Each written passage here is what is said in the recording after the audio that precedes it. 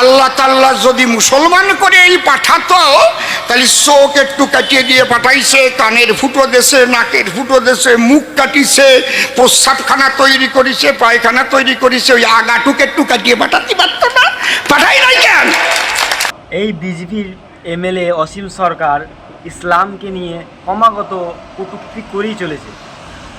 তার মধ্যে তিনি একটি কটূক্তি করলেন খতনার বিষয়ে, খতনা সম্পর্কে, যে আল্লাহ সুবহানাহু ওয়া তাআলা মানুষের চোখ, কান, নখ সমস্ত অঙ্গ প্রত্যঙ্গ দিয়েছে, তাহলে তিনি কেন খতনা করে পাঠাননি?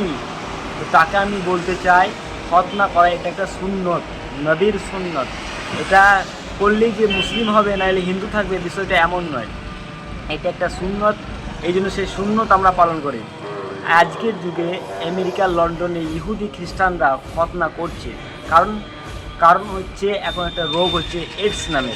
সেই রোগ থেকে বাঁচার জন্য তারা খতনা করছে, তারা কিন্তু ইসলামে আছে বলে করছে না, বুঝলেন? ভালো করে মাথায় বিষয়টা ঢুকিয়ে নিন। আর এই ইসলাম সম্পর্কে এরকম উল্টো পাল্টা মন্তব্য বন্ধ করুন। রাজনীতি করছেন, রাজনীতি নিয়ে থাকুন, ইসলাম সম্পর্কে না করতে আসবেন না।